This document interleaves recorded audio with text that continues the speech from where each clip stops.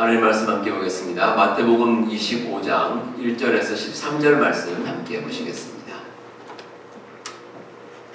마태복음 25장 1절에서 13절까지 한 절씩 교독하겠습니다. 그때의 천국은 마치 등을 들고 신랑을 맞으러 나간 10 처녀와 같다 하리니 미련한 자들은 등을 가지되 기름을 가지지 아니하고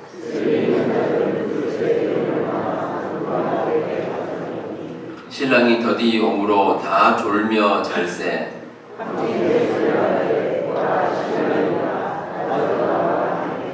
이에 그 처녀들이 다 일어나 등을 준비할세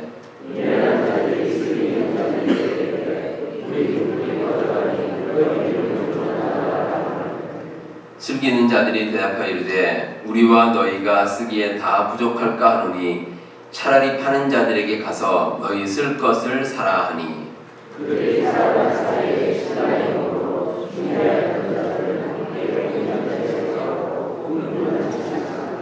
그 후에 남은 처녀들이 와서 이르되 주여 주여 우리에게 열어주소서.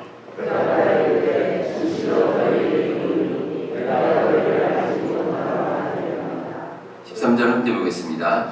그런즉 깨어있으라 너희는 그 날과 그 때를 알지 못하느니라. 아멘.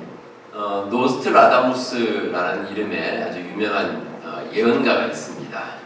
16세기 프랑스에 살았던 그 점성술사입니다. 그러니까 점성술사는 그 하늘에 이제 별 떠 있는 그 별자리를 보고 이제 점을 치는 사람입니다. 근데 이 사람이 이 점을 치고 예언하는 일들이 역사적으로 이제 많이 성취됐다, 뭐 이런 주장들이 있어서 유명해졌습니다. 뭐 예를 들면 프랑스 혁명이라든지 제2차 세계대전이라든지 또 인간이 이제 달에 착륙한 거, 뭐 이런 여러 가지 것들, 또 심지어는 9.11 테러까지 예언했는데 이루어졌다, 뭐 이렇게 이제 그 예언을 믿는 사람들은 주장을 합니다. 근데 다른 어떤 예언보다 참 특별했던 것이 지구의 종말에 대한 예언이었습니다. 노스트라다무스가 이런 말을 했다고 합니다. 1999년 7월에 하늘에서 공포의 대왕이 내려온다. 이런 얘기를 했답니다.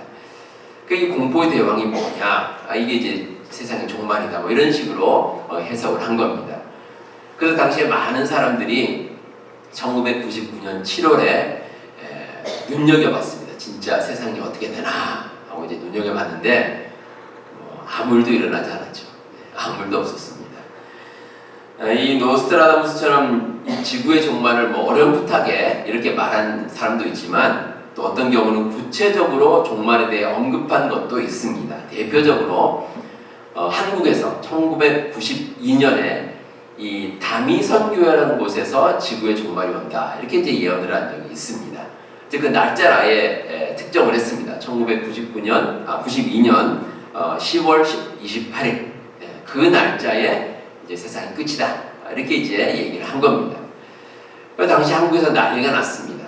여러 사람들이 다니던 직장도 그만두고 또 어떤 사람은 집에서 나와서 이제 그 모임으로 가고 또 심지어는 그 모든 방송국에서 카메라를 다 들고 촬영을 했습니다. 생방송으로 과연 진짜 무슨 일이 생기나 하고 이제 중계를 했는데 뭐 여러분들 다 아시다시피 아무런 일도 일어나지를 않았습니다.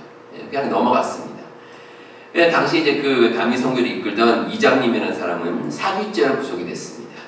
사기죄가 다른 사람들에게 이제 뭐 피해를 줬다 이런 것도 있지만 가장 중요한 사기죄의 그 이유가 된 것이 이 사람이 적금을 들었습니다. 적금을 들었는데 상식적으로 어느 날 지구가 멸망한다, 세상에 종말한다 그러면 그 전에 적금을 타야죠. 그런데 만기일이 그 이후입니다. 이 사기죠, 사기. 그래서 다른 사람들한테는 종말이 온다 얘기해놓고 정작 자기는 종말 이후에 적금을 탄다. 이 말이 되질 않습니다. 그 사기죄로 이제 구속이 됐습니다. 근데 여러분, 세상의 종말이 언제 올지는 사실 아무도 모릅니다. 제일 중요한 것은 성경 말씀입니다. 성경 말씀에서 마태복음 24장 36절에 예수님께서 이렇게 말씀하십니다. 그러나 그날과 그때는 아무도 모르나니 하늘의 천사들도 아들도 모르고 오직 아버지만 아시느니라. 천사도 모르고 아들이신 예수님도 모르고 하나님만 아신다는 겁니다. 그리고 사도행전 1장 7절에도 예수님께서 때와 시기는 아버지께서 자기의 권한에 두셨나니 너희가 알 바 아니요. 그러니까 그 때와 시기는 하나님만 아신다는 거죠. 그러니까 우리가 그것까지 알 필요는 없다는 겁니다. 따라서 어떤 날짜를 특정해서 세상의 종말이 온다 이렇게 누군가 주장한다면 무조건 거짓이다. 이렇게 봐도 무방합니다. 성경 말씀은 절대 날짜를 정하지 않습니다. 가끔 우리가 그런 말을 하죠. 말세다. 이제 말세가 됐나 보다. 이렇게 얘기를 하는데 이게 그냥 하는 말입니다. 왜냐하면 말세의 징조는 있습니다. 징조는 있을지라도 날짜는 모릅니다. 언제 종말이 올지 아무도 알 수 없습니다. 근데 그럼에도 분명한 것은 세상의 끝은 반드시 있습니다. 예수님께서는 부활하신 그대로 이 세상에 재림하실 것이고 그리고 그때 이 세상의 종말이 이루어집니다. 그래서 우리는 그 종말이 있다는 사실을 반드시 믿어야 합니다. 그렇다면 세상에 있게 될 그 종말에 대비해서 우리가 가져야 될 마음의 자세는 어떨까?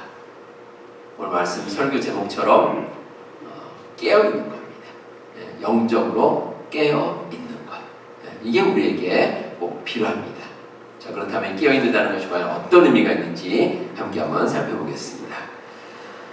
자, 오늘 함께 보신 말씀은 예수님께서 말씀하신 열 처녀 비유입니다. 그 내용이 이렇습니다. 이제 이스라엘에서 혼인잔치가 열리게 됐는데 보통 이제 혼인잔치라면 이제 신랑이 이제 잔치집으로 옵니다. 잔치집으로 오는데 이 신랑을 맞이하기 위해서 보통 이제 신부의 들러리들이 그 신랑을 환영하기 위해서 맞이할 준비를 합니다. 근데 어떻게 준비를 하냐면 가장 대표적인 것이 등잔에 불을 켭니다. 등불을 켭니다.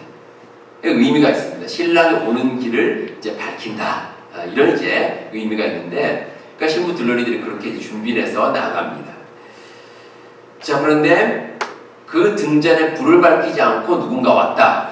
그러면 오해를 받습니다. 뭐 불청객이거나 심지어는 이 강도로 오해를 받아서 쫓겨납니다. 그래서 꼭 등잔에 불을 준비를 합니다. 근데 그날따라 신랑이 빨리 오질 않습니다. 이 보통 어느 정도 시간이 되면 와야 되는 그런 이제 생각들이 있는데, 신랑이 기다려도 오질 않습니다. 시간이 계속 지체가 됩니다. 근데 슬기로운 열 처녀 가운데 5처녀는 이 등잔에 기름을 준비하고 따로 또 기름을 준비합니다. 여분의 기름을 따로 준비합니다. 그런데 미련한 5처녀는 그냥 등잔에만 불을 밝히고 있을 따름이었습니다. 근데 이 슬기로운 5처녀가 그 등잔 위에 따로 기름을 준비하는 이유가 있습니다. 당시 이스라엘에서 사용했던 등잔이 아주 작습니다. 아주 작습니다. 자, 한번 그림 한번 보실까요? 보이시죠? 크기가 뭐 한 손바닥 정도 또 잘 되지 않습니다. 실제로 보면 아주 작습니다. 그렇게 납작해서 뭐 기름이 들어갈 그 공간도 많이 없습니다. 그러니까 저런 곳에 불을 붙이면 아마 제가 보기에 한 2-3시간 정도? 이 정도 이제 불을 밝히면 뭐 더 이상 밝힐 수 없을 정도예요. 그 정도 크기입니다. 그래서 오랜 시간 불을 밝히기 위해서는 반드시 여분의 기름을 따로 준비해야 됩니다. 자, 오늘도 이제 밤이 깊어지고 이 열 처녀가 다 이제 잠이 들었습니다. 그런데 한밤중에 갑자기 신랑이 도착했다. 이런 소리가 들리는 겁니다. 모두 깜짝 놀라서 일어났습니다. 이제 슬기로운 5처녀는 미리 준비한 기름이 있기 때문에 그 기름으로 다시 이제 등잔을 채워서 불을 이제 계속 밝힙니다. 그런데 미련한 5처녀는 등불이 꺼져가기 시작합니다. 이전부터 있었던 기름을 다 소진하고 이제는 등잔의 불이 서서히 사그라들기 시작합니다. 자, 결국 슬기로운 5처녀만 이 등불을 켜서 혼인잔치에 참여할 수 있었다라는 그런 내용입니다. 자, 이런 내용을 바탕으로 예수님께서 주시는 첫 번째 교훈이 있습니다.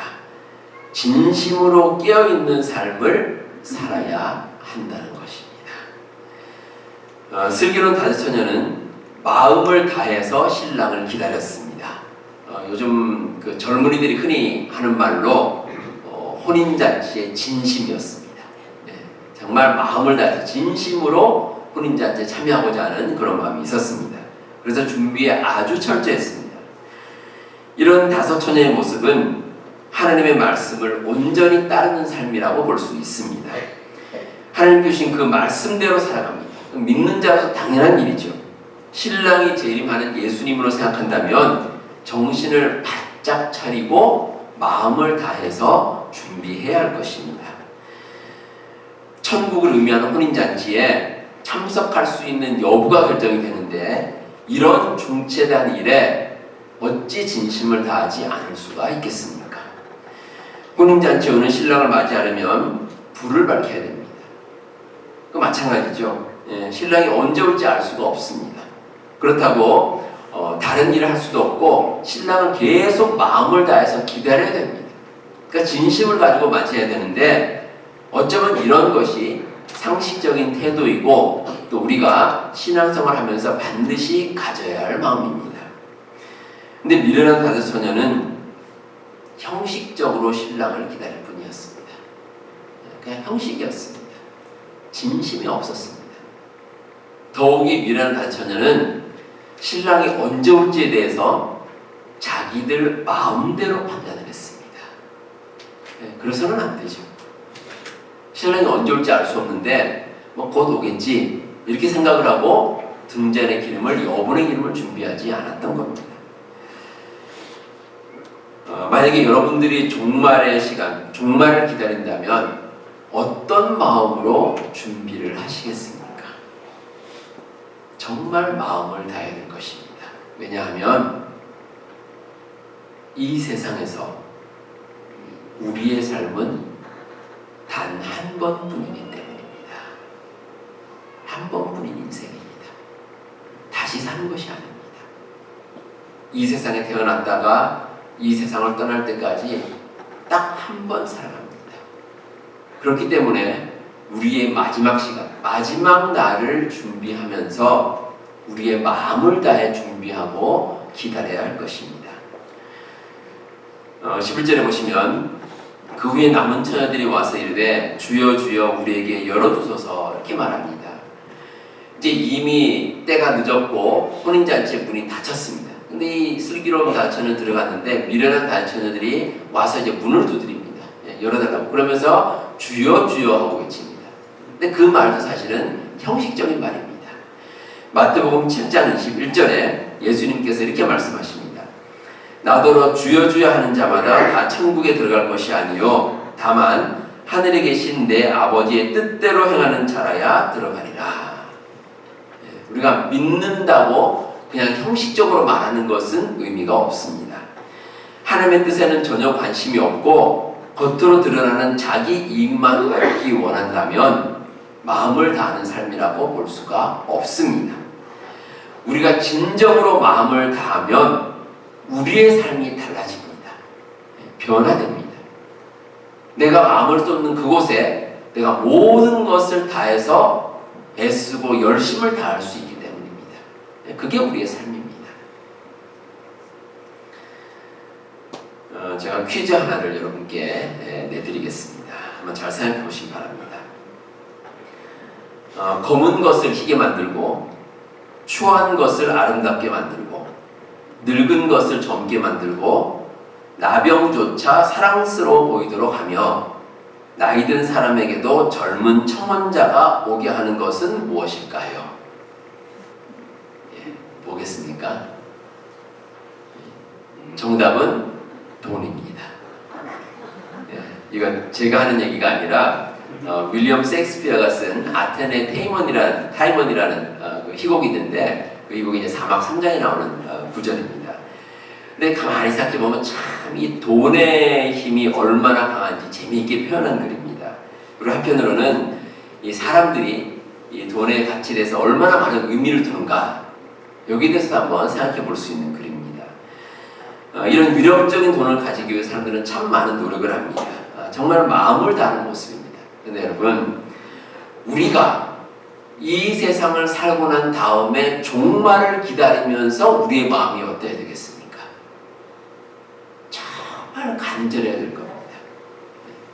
이 세상에 우리가 한 번 왔다가 한 번 세상을 떠나는데 그 한 번의 시간 동안에 정말 우리가 가진 그 진심을 다해서 그 마음을 다해서 깨어있는 마음으로 이 세상을 한번 살아가야 할 것입니다. 하나님께서 우리를 지켜보고 계십니다. 과연 우리가 어떻게 살아가는가? 우리가 그렇게 산다면 우리의 삶은 참 많이 달라질 겁니다. 크게 다를 것입니다. 우리 성도 여러분, 우리의 깨어있는 삶은 우리의 진심에서 비롯됩니다. 그러니까 형식적인 게 아닙니다. 정말 진심을 다해서 우리가 하나님께서 원하시는 삶을 살아갈 때 하나님께서 우리와 함께 하시고 우리에게 놀라운 축복을 내려주실 줄로 믿습니다. 다음으로 오늘 말씀을 통해서 우리가 삶에서 겪는 어려움과 힘든 점들은 누구에게나 있다는 것을 잊지 말아야 할 것입니다. 자, 열처녀가 이제 신랑이 오기까지 기다립니다. 그런데 신랑이 빨리 오지는 않습니다. 평소보다 많이 늦습니다. 이렇게 늦는다는 것은 마치 그 종말을 기다리는데 종말이 지연되는 것과 똑같습니다. 물론 뭐 종말이 언제인지는 알 수 없습니다. 그런데 종말을 기다리는데 종말이 빨리 오질 않습니다. 좀 빨리 왔으면 좋겠는데 하고 기다리는데 계속 기다려도 오질 않습니다. 근데 이런 기다림이 참 힘들죠.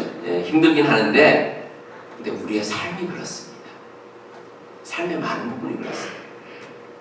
어떤 일에 있어서 우리가 간절히 무엇인가를 기다릴 때가 있습니다. 기다립니다. 그런데 그 기다리는데 일이 성취가 되지 않습니다. 또 어떤 일들은 우리가 계획한 대로 되지 않습니다.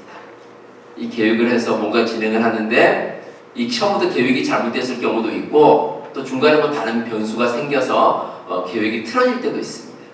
그러니까 내 생각대로 잘 되질 않습니다. 근데 중요한 것은 그러한 어려움들은 세상의 모든 사람들이 다 겪습니다. 나만 겪는 것이 아닙니다. 오늘 말씀 가운데 슬기로운 다섯 처녀나 미련한 다섯 처녀나 똑같은 어려움을 겪습니다. 어떤 어려움이냐면 밤이 깊어져서 졸음이 찾아옵니다. 오늘 말씀에 슬기로운 다섯 처녀만 졸음이 없는 것이 아닙니다. 다 똑같습니다. 밤이 깊어지니까 그냥 다 잠들었습니다. 똑같이 잠들었습니다. 사람들이 겪는 고난도 그렇습니다. 이 천재지변은 누구나 겪을 수 있습니다. 뭐 믿는 사람이라고 해서 천재지변이 비껴가느냐? 그렇지 않습니다. 같은 지역에 살면 누구나 똑같이 겪습니다. 한 시대가 주는 어려움도 마찬가지입니다. 전쟁이 벌어지는 지역에 살고 있다면 누구나 상관없이 전쟁의 어려움을 똑같이 겪습니다. 과거 한국 전쟁도 그렇고 뭐 베트남 전쟁도 그렇고 똑같습니다. 경제적인 어려움도 마찬가지입니다. 우리가 그 팬데믹 기간 동안에 뭐 여러 가지 어려움들이 있었는데 그 어려움은 뭐 한두 사람만 겪는 것이 아니라 모든 사람이 똑같이 경제적인 어려움을 겪습니다. 개인적으로도 마찬가지입니다. 이 건강의 문제 누구에게나 있습니다. 사람마다 좀 차이는 있지만 그러나 누구에게나 건강의 어려움은 찾아옵니다. 특히 이제 나이가 들면 들수록 누구에게나 건강의 어려움이 조금씩은 있습니다. 비즈니스도 그렇죠. 비즈니스도 이거 마냥 잘 되는 게 아닙니다. 비즈니스 하다 보면 위기를 겪을 때도 있고 또 잘못하면 실패할 때도 있고 그러다가 다시 일어서고 이게 이제 비즈니스 하는 분들의 일반적인 모습입니다. 뭐 어떤 분이 처음부터 끝까지 모든 비즈니스를 잘한다? 세상에 그런 사람은 많이 없습니다. 인간관계도 그렇습니다. 우리 여러분들 가운데 모든 사람과 나는 잘 지낸다. 이런 분 계십니까? 그렇게 많지 않습니다. 대부분의 사람들은 지금까지 살아오면서 한두 사람과는 꼭 갈등을 빚어왔습니다. 우리 마음 가운데 그런 일들이 꼭 있습니다. 그게 우리 인간의 삶입니다. 근데 중요한 것은 영적으로 깨어있는 사람은 같은 어려움을 겪어도 미리 다 준비하고 살아간다는 겁니다. 미리 대비를 합니다. 하나님의 뜻이 무엇인가? 하나님의 뜻이 과연 어디에 있는가? 그 어려움 가운데서도 하나님께 주신 말씀 가운데 그 어려움을 이겨낼 준비를 하는 것이 깨어있는 사람들의 모습입니다. 이번에 튀르키예와 시리아에 지진이 있었는데 많은 건물들이 이제 무너졌습니다. 근데 그 건물들이 대부분이 이 내진 설계를 제대로 하지 않았습니다. 보통 그 지역에 이제 지진이 많이 생기기 때문에 지진에 대비하는 그런 건물 설계를 합니다. 그런데 그 설계도를 그대로 지키질 않았습니다. 그러니까 날림 공사죠. 대충 지었습니다. 그러니까 무너질 수밖에 없습니다. 근데 그곳에서도 일부 건물들은 지진에도 끄떡없이 견뎠습니다.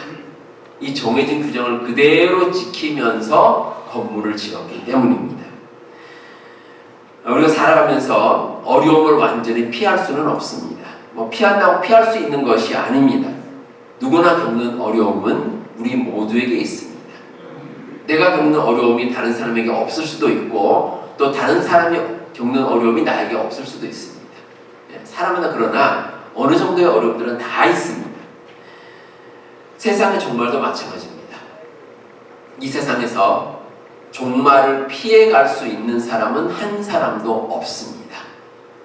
우리 모든 사람들은 다 이 세상에 태어나서 언젠가는 이 세상을 떠나게 될 것입니다. 이 세상의 종말도 마찬가지입니다. 이 세상이 하나님에서 창조되었듯이 마지막 날에 이 세상이 마무리되는 날이 반드시 있습니다. 모두에게 마찬가지입니다. 근데 그런 가운데 우리가 이 세상을 어떻게 살아가느냐? 정말 하나님 말씀대로 하나님께서 원하시는 대로 깨어서 이 세상을 살아가느냐 그렇지 않느냐는 정말 우리에게 중요한 사실입니다. 우리가 만약에 하나님께서 말씀하신 그대로 이 세상을 살아간다면 하나님께서 우리를 지켜주시고 이 세상 마지막까지 인도해 주실 줄로 믿습니다. 여러분들 그 믿음 가지시고 삶에서 직면하는 여러 어려움들도 능히 이기고 나가시는 우리 성도님들 다 되시기를 바랍니다. 끝으로 깨어있는 삶의 모습은 중요한 순간에 드러나게 되어 있습니다. 자, 오늘 말씀에서 이 다섯 처녀, 그러니까 미련한 다섯 처녀와 슬기로운 다섯 처녀는 마지막에 완전히 구별이 됐습니다. 그런데 한쪽은 혼인잔치에 참여했고 한쪽은 혼인잔치에 참여하지 못했습니다. 그러니까 분명히 구별이 됐죠. 근데 신랑이 오기까지의 모습을 보면 똑같습니다. 그렇게 차이가 나지 않습니다. 자, 혼인잔치를 위해서 아마 이 열처녀들이 다 이제 좋은 옷을 입었을 겁니다. 아마 정장을 하고 나왔겠죠. 그리고 그 신부 들러리로서 그 등잔 준비하는 것도 잊지 않았습니다. 똑같이 이제 신랑이 온 것을 맞이하기 위해서 이제 불을 밝혀서 준비를 똑같이 했습니다. 여기까지 보면 다른 점이 하나도 없습니다. 그런데 정작 신랑이 도착하자 진정한 모습이 드러납니다. 깨어있는 삶을 살았느냐 그렇지 않느냐 이 결정적인 순간에 드러나는 겁니다. 슬기로운 다섯 처녀는 그 등잔의 기름을 여분의 기름을 잘 준비했기 때문에 혼인잔치에 들어갈 수가 있었습니다. 근데 미련한 다섯 처녀는 그러하지를 못했습니다. 사람의 진짜 모습은 위기 때 드러납니다. 평소에는 알 수가 없습니다. 왜냐하면 우리가 평소에는 우리가 가진 모든 속마음들을 다 드러내고 사는 사람은 사실 세상에 거의 없습니다. 그냥 살아가는 거죠. 일상이 비슷합니다. 다들 비슷합니다. 그냥 그럭저럭 이 세상을 살아갑니다. 근데 중요한 것은 결정적인 순간에는 우리의 모든 것이 다 드러나게 되어 있습니다. 우리 신앙도 그렇죠. 우리가 신앙생활을 하면서 우리가 겉으로 대충 드러난 모습을 보고 저분이 어떤 분이다 라는 것을 어느 정도 알 수 있지만 우리가 가진 정말 중요한 신앙의 모습은 우리가 어려움을 겪을 때 위기의 순간에 온전히 드러나게 되어 있습니다. 그때 우리의 모든 것이 다 드러납니다.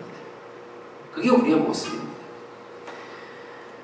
근데 종말에 나타나는 모습은 결정적입니다. 자, 신랑을 맞으러 이 열처녀가 혼인잔치에 들어가느냐 들어가지 못하느냐, 이 결정적인 순간입니다. 늘 깨어있는 삶을 사는 사람은 중요한 심판의 순간에 빛을 발한다는 것입니다. 그때 빛을 발합니다. 당당하게 천국에 들어갈 자격을 가집니다. 그러나 영적으로 깨어있지 않으면 천국잔치에 들어갈 수가 없습니다. 근데 이 모든 것을 돌이킬 수 없다는 것입니다. 그 순간에 모든 것이 결정이 납니다. 더욱이 오늘 말씀에서 우리 여러분들이 꼭 잊지 말아야 할 한 가지가 있습니다. 우리가 가진 신앙은 나눌 수가 없다는 점입니다. 우리의 신앙은 나눌 수가 없습니다. 미리 기름을 준비하지 않은 그 미련한 다섯 처녀가 기름을 준비한 그 슬기로운 다섯 처녀에게 요청을 합니다. 당신들이 가진 기름을 좀 나누어 달라, 이렇게 요청을 합니다. 그런데 슬기로운 다섯 처녀가 거절합니다. 왜냐하면 지금 가진 여분의 기름을 나눌 경우에는 이게 소위 말하는 죽도밥도 되지 않습니다. 조금 있다가 모두가 등자리 다 꺼져버립니다. 그렇기 때문에 그렇게 할 수 없다는 것입니다. 근데 우리의 믿음이 그렇습니다. 우리가 가진 믿음은 개별적입니다. 개인적이고 한 사람이 가진 온전체입니다. 이 신앙을 쪼갤 수도 없고 또 신앙을 누군가와 나눌 수도 없습니다. 내가 가진 그 신앙을 통해서 우리는 마지막 날에 심판을 받게 될 것입니다. 이 구원이라는 것은 각자에게 개별적인 문제입니다. 물론 우리가 신앙적으로 다른 사람들에게 도움을 줄 수는 있습니다. 우리가 만나는 여러 사람들에게 신앙적으로 조언을 해줄 수도 있고 또 그들을 권면할 수도 있습니다. 이를 통해 신앙의 변화가 생길 수도 있습니다. 하지만 모든 일의 결정은 당사자의 몫입니다. 내가 결정하는 겁니다. 내 신앙은 내가 결정하는 겁니다. 다른 사람이 가타부타 할 수가 없습니다. 그래서 믿음을 가진 우리가 꼭 해야 할 것이 있습니다. 믿지 않는 영혼들을 위해서 기도하는 일입니다. 여러분 꼭 기도하시기 바랍니다. 우리의 가족 중에서 우리의 형제자매들, 또 우리 일가 친척들, 또 우리의 이웃들, 또 우리가 알고 있는 많은 사람들 가운데 아직도 믿지 않는 영혼들이 참 많이 있습니다. 그들을 위해서 우리가 해야 될 유일한 것은 그들을 위해서 기도하는 것입니다. 그들에게 말씀을 전하고 그들로 하여금 우리와 함께 깨어 있을 수 있도록 인도하는 겁니다. 그게 우리에게 주어진 몫입니다. 누군가 천국 잔치에 함께 들어가지 못하는 사람이 있다면 그들의 영적인 잠을 깨워야 할 것입니다. 그래서 영적으로 늘 깨어있는 삶을 살도록 우리가 인도하는 것이 우리가 해야 될 일입니다. 우리 성도 여러분, 이 세상에서 마지막 시간은 반드시 있습니다. 그때가 언제인지는 아무도 알지 못합니다. 그때가 순간적으로 닥칠지도 모릅니다. 그래서 중요한 것이 우리가 영적으로 잠든 것이 아니라 깨어있는 삶을 살아가는 것입니다. 우리 여러분, 이 진리를 꼭 기억하시고 깨어있는 신앙을 통해서 우리 예수님께서 다시 오실 때 반갑게 맞이할 수 있는 우리 모든 성도님들 다 되시기를 바랍니다. 기도하겠습니다.